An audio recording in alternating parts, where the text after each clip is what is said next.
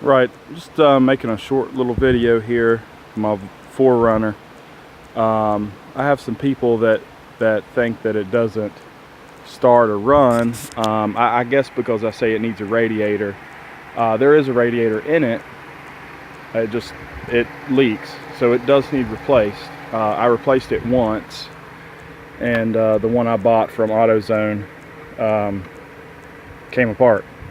So I put the original one back in it because it doesn't leak a whole lot, but it does leak,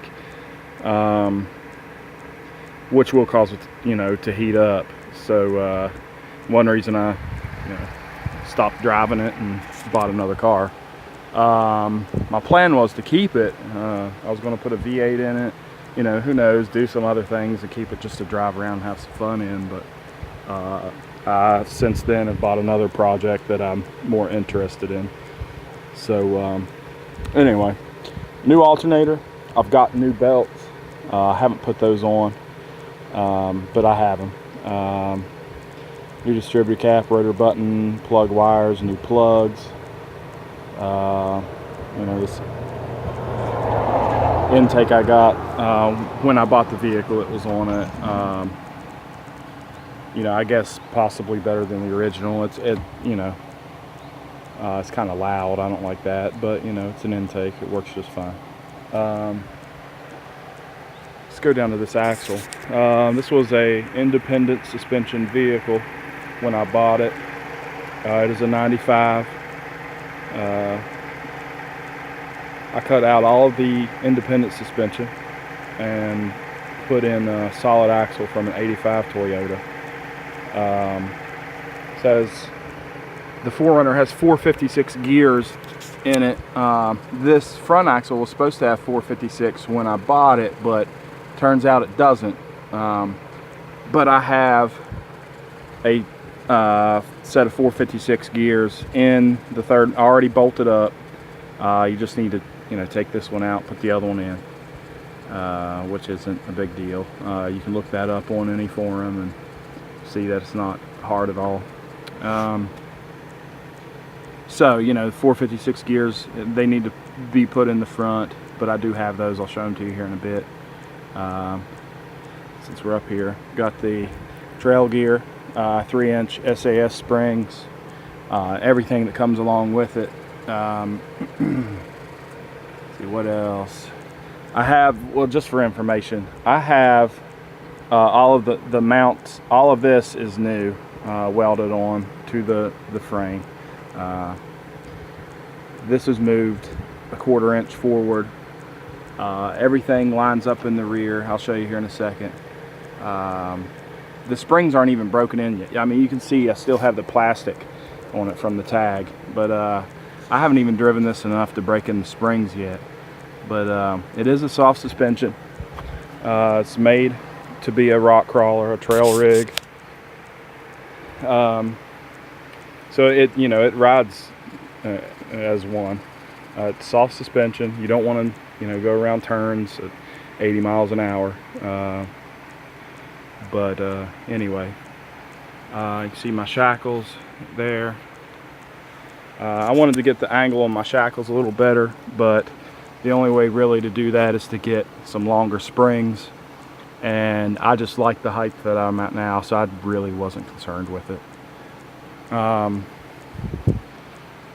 I do have, I'll go back up here, it reminded me, I do have valve cover gaskets for both of these, because these valve covers do leak a bit.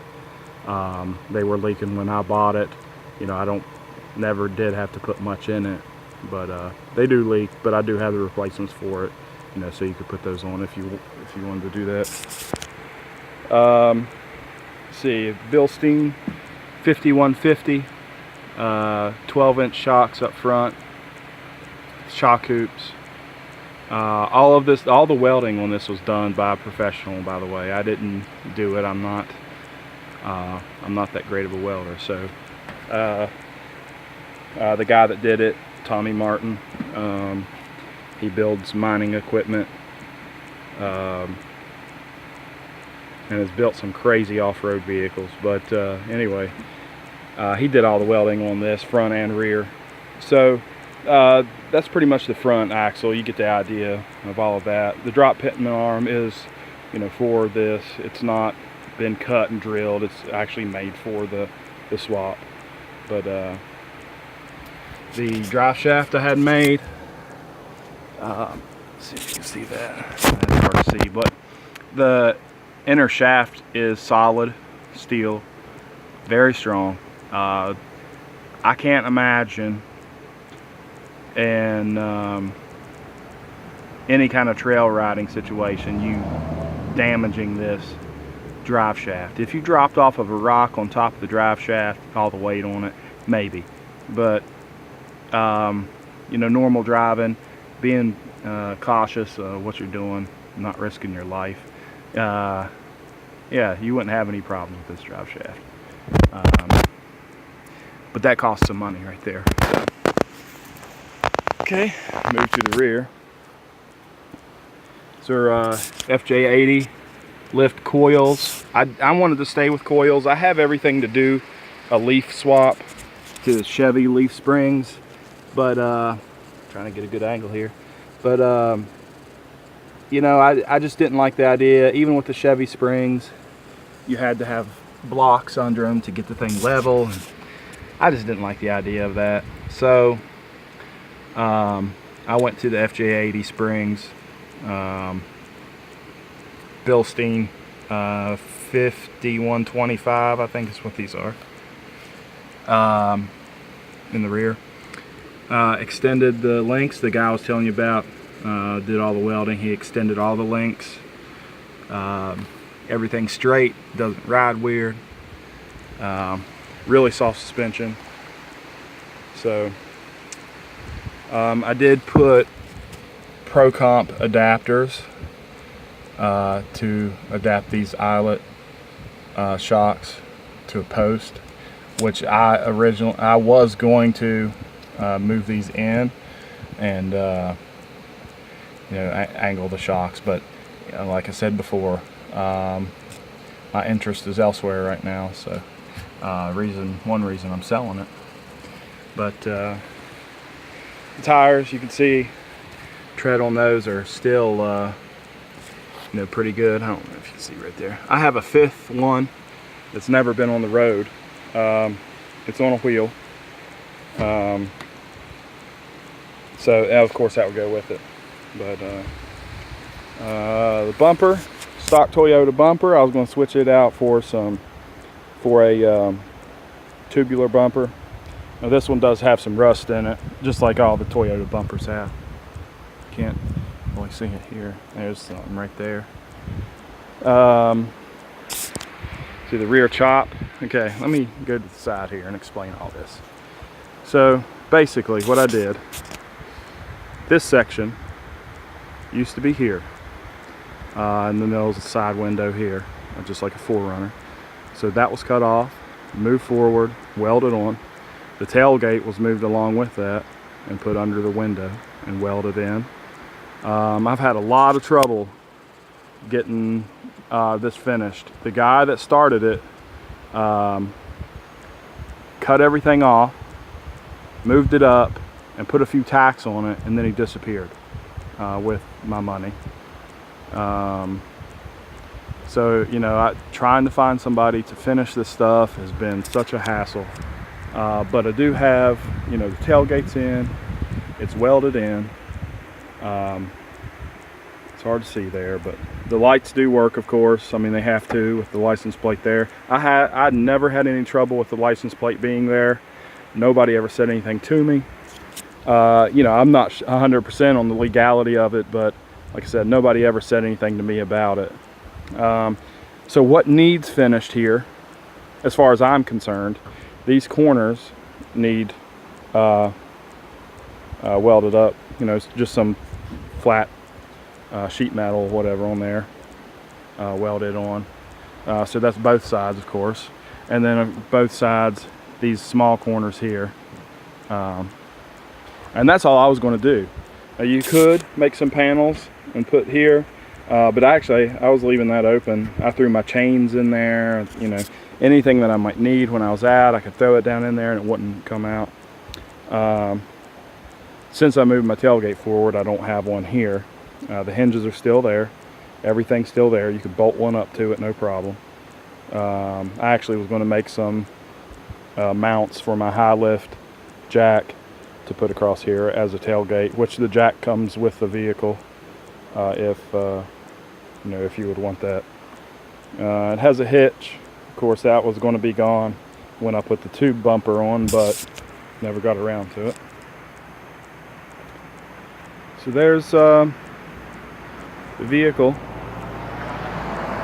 Everything that I can tell you about it, I just told you about it. Let me unlock this door and I'll show you the third member I have set up.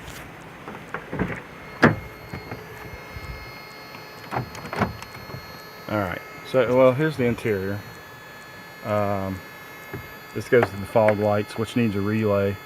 The relay that was in it when I bought the vehicle, it had the fog lights on it, and the relay was bad. I haven't replaced it. I've never had a need for the fog lights, but anyway, it doesn't have a stereo. I do have a stock stereo for this, you know, if you would want it, but so heater works, air conditioner works, cruise control works. Yeah, what else? I don't know. All the lights work, everything. There's the rear with the chop done. Let's go around here.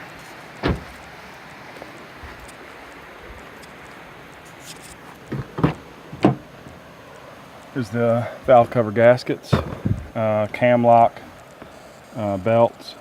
I had to replace the rear belt since I cut off when I did the chop. I cut the mounts off, so I put cam locks in at 5-point harnesses, which I only right now have the lap belt because I needed to put a bar in to fasten the shoulder harness part too, and I haven't done that. So, but there's the gear setup. I mean, it's complete. These are 456 gears to go in the front from a V6. So, you know, there it is. You take the other one out, bolt this one in. You know, that's pretty much it. It's not that big of a deal. But anyway, there's the interior. But the seats do, if you're not familiar with the 4Runners, the seats do fold down. There's the back of the tailgate. This window actually will, with the window switch, the stock window switch, this window will go down to about here, I guess, until, you know, it goes down to the wheel wells. You know, which is good for ventilation. I just wanted to hook it up just because, but it needs a new window. I guess it's a relay of some sort. If I can find it here, I'll show it to you. Either way, it needs a relay put in it. It just clicks and doesn't operate it. But yeah, so there's the vehicle. Everything that I know to tell you about. If you have any questions about anything, just ask me. I'll make another video. I figure this is the best way to do it. You can rewind and listen again, whatever. But there it is. And I'm getting ready to start this thing up, and I'll drive it down the road. So, you know, you can see that it runs and drives and goes through the gears and all of that.